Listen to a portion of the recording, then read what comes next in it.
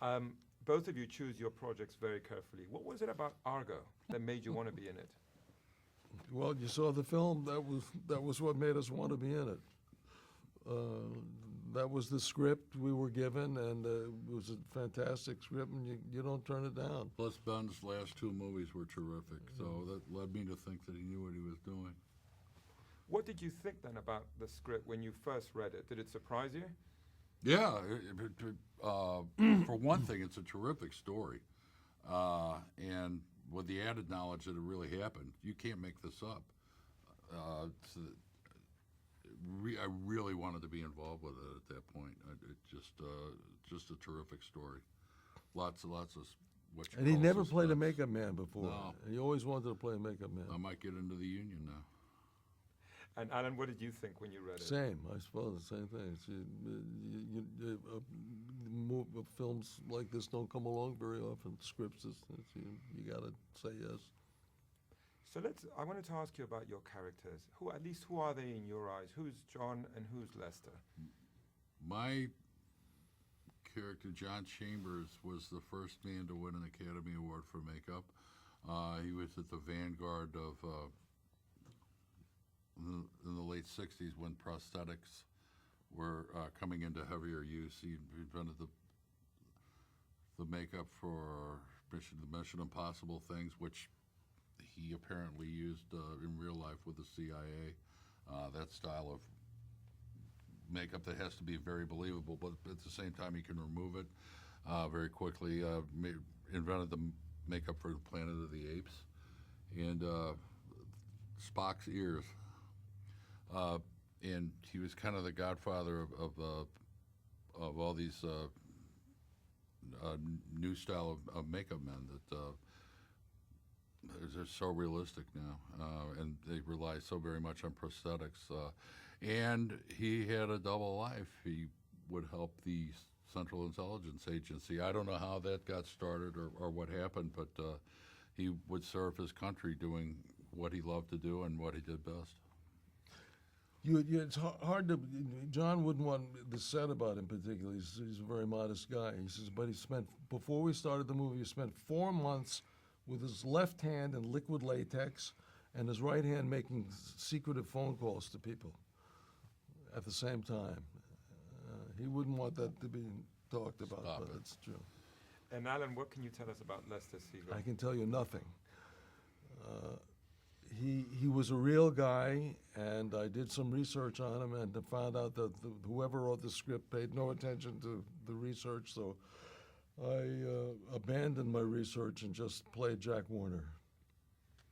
It's amazing how these real stories sometimes are more incredible than anything we can imagine. Well, like Mark Twain said, he said that the difference between fact and fiction is that fiction has to be believable, because fact is sometimes even stranger.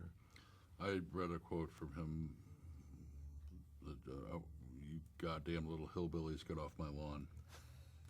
Is that true? Yeah, he once said that. I think another thing he said that I loved, he says, opera's not as bad as it sounds.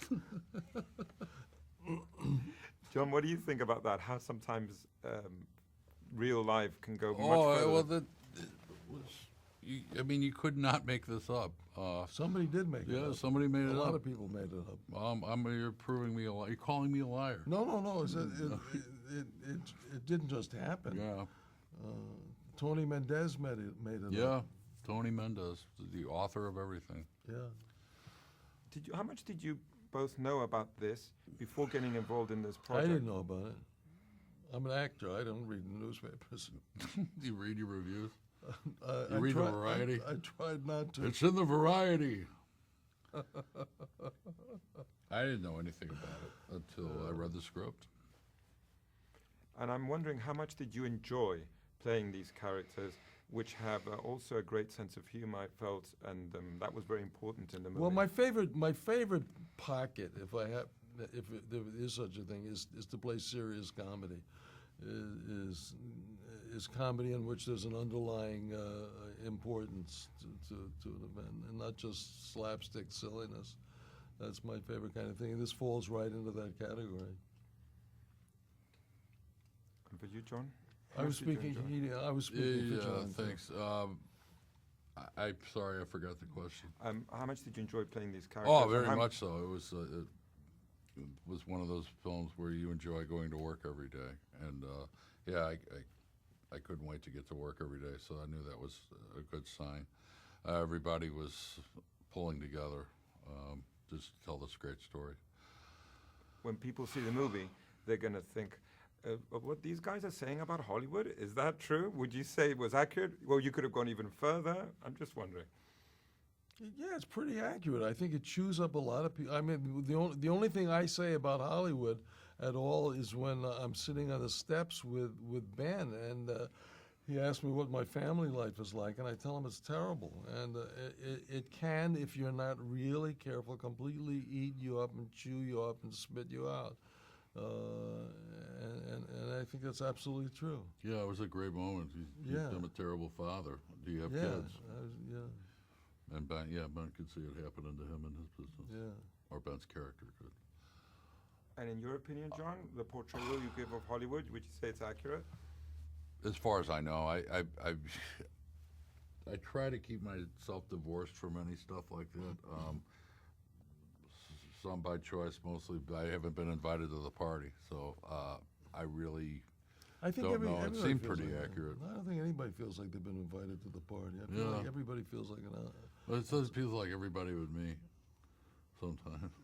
But I think if you scratch underneath the surface, I think most people feel exactly the same way. But they don't. I don't think people have the courage to admit it most of the time. You were mentioning... Where's the party? Where's the party?